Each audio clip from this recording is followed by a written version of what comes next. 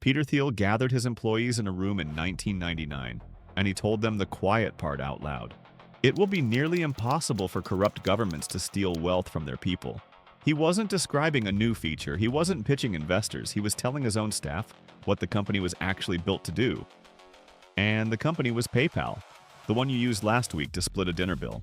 That company, from its first day, was designed to make governments financially irrelevant. Not as a side effect, as the mission. This is not a conspiracy theory. This is what he said, out loud, on the record, to his employees. And almost nobody puts it in the origin story.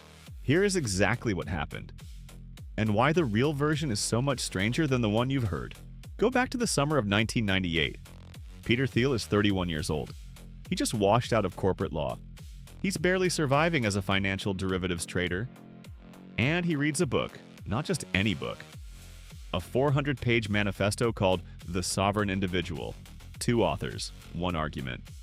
Brutal and simple. Governments only stay in power because they control the money. Control inflation, control taxes, control who can send what to whom, and when.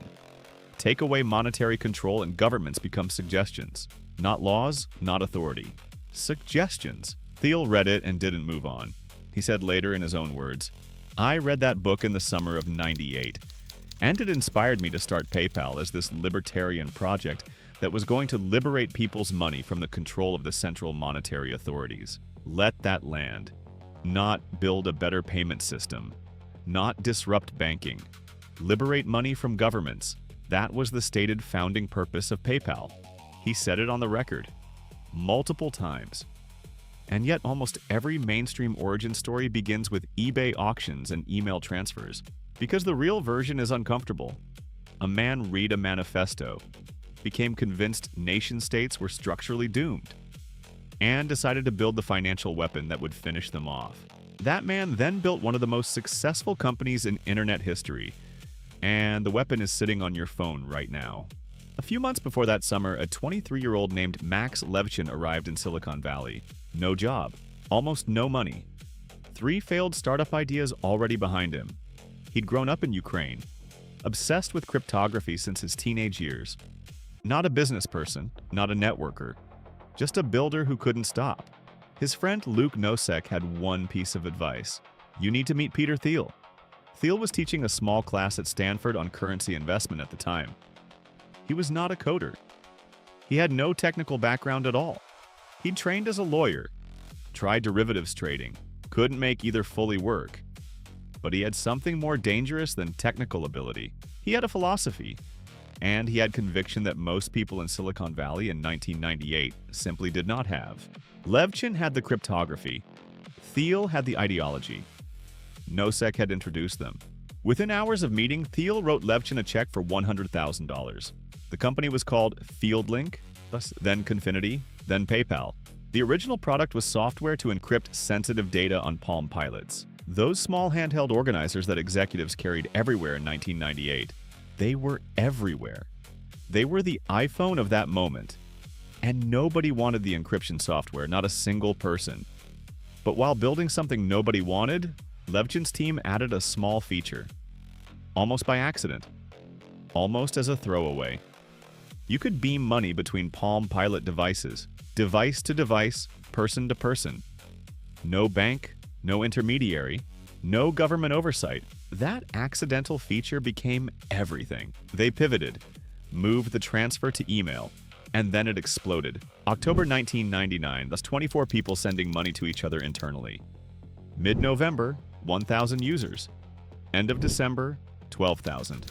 Mid-April 2000, 1 million, compounding at 7 to 10% a day. That's not a startup finding product market fit.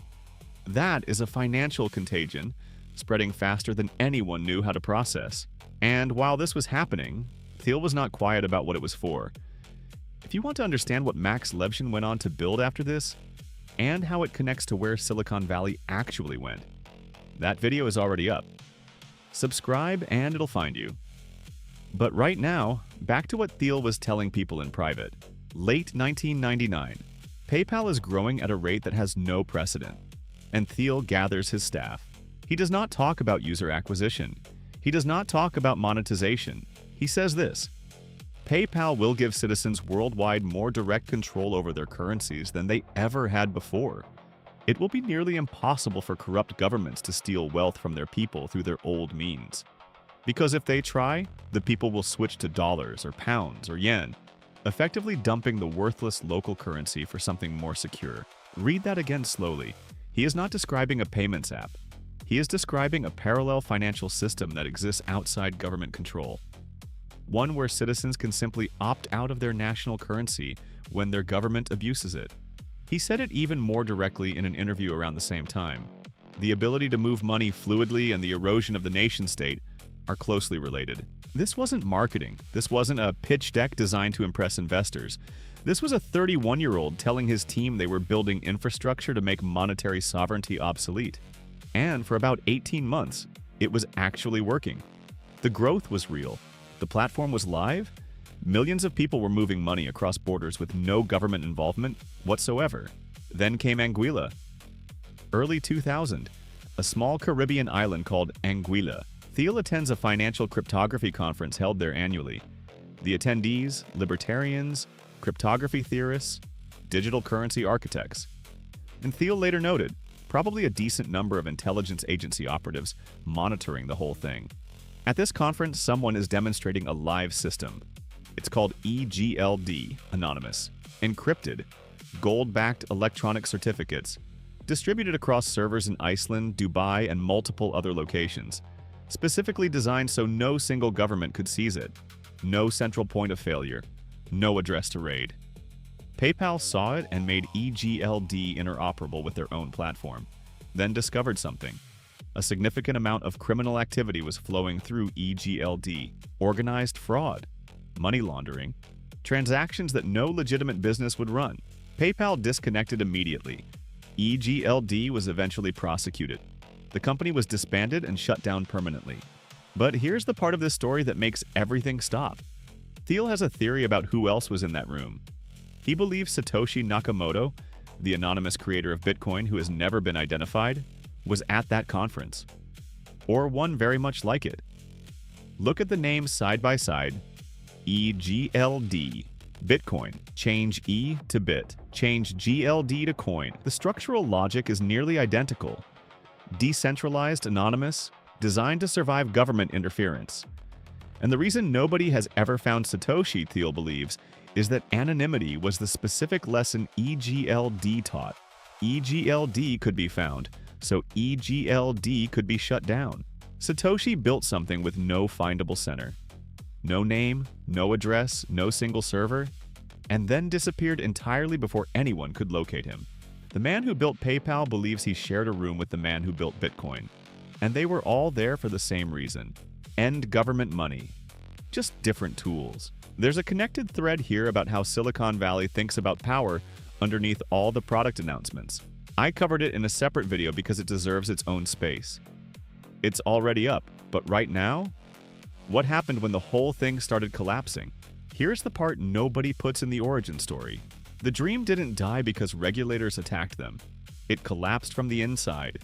The same explosive growth that made PayPal a cultural phenomenon also made it a target. Stolen credit cards flowing through accounts at scale.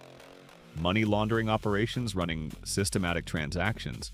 Organized criminal networks from Eastern Europe and Nigeria had reverse-engineered the platform and were extracting money faster than PayPal could track it. At the peak of the crisis, PayPal was losing millions of dollars per month to fraud alone. The company that was built to operate outside government control now faced a choice: comply or die. They complied. Know your customer regulations, suspicious transaction reporting, account freezing on government request, full cooperation with law enforcement investigations. Every system they built to fight fraud was simultaneously a system governments could use to monitor, restrict, and control the platform. The libertarian infrastructure became regulated financial services. Thiel acknowledged it later carefully. In the context of PayPal, we certainly built a successful business, but that part of the vision turned out to be quite hard to do. That's the diplomatic version. The operational reality is this: the company designed to make central banking obsolete now had compliance officers, government-mandated reporting systems, and a legal department whose entire job was to keep regulators satisfied. In 2002, eBay acquired PayPal for $1.5 billion. The weapon against monetary sovereignty became a product feature inside a shopping website. The original mission, a stateless world currency free from all government dilution, was, by every visible measure, dead. Except it wasn't. When the acquisition closed, something the industry had never quite seen before happened. The money distributed instantly, and the people moved immediately. Former PayPal founders and early employees went on to creator fund LinkedIn, YouTube, Yelp, SpaceX, Palantir, Affirm, and Yammer. The press coined a term for them, the PayPal Mafia. But look at what specifically they built. Not just technology companies, rockets that make governments structurally dependent on a private company for space access. A data intelligence firm, Palantir, that now operates embedded inside governments across the world, shaping how states make decisions from within. And Thiel himself published an essay in 2009 for the Cato Institute. He wrote that he had concluded freedom and democracy were no longer compatible. He described a vision for dismantling government agencies, eliminating regulation, and a total commitment to cryptocurrency as political infrastructure. By 2025, Thiel-connected companies were collaborating directly with the Department of Government Efficiency inside the second Trump administration. David Sachs, a former PayPal COO, was named the White House AI and cryptocurrency czar. The people who built a tool to make governments irrelevant now had offices inside one. And in 2022, Thiel stood in front of a Bitcoin conference and told the crowd to treat cryptocurrency as a political crusade. Go out from this conference and take over the world. Same speech, same mission, different room. 23 years later, here's what this story actually reveals. PayPal didn't fail at its original mission. It proved the mission required more than one company. So the founders scattered and rebuilt the same idea at a completely different scale. Not one payments app pushing against governments, an entire ecosystem. Rockets, data firms, crypto networks, political offices, regulatory influence from the inside. All pointed in the same direction. You have used PayPal this month? You have watched YouTube? You may be reading this on a device funded by someone who cashed a check in 2002. The libertarian dream of 1998 didn't die in a fraud crisis. It became the infrastructure of the internet you live on every single day. There's one more piece of this story I didn't put here. Not because it matters less, but because it deserves its own space entirely. It's already up. That's the one I'd watch next. What Thiel wanted was never a payments company. He wanted to make money itself ungovernable. And the world he built while failing at that goal became the one we all live in now.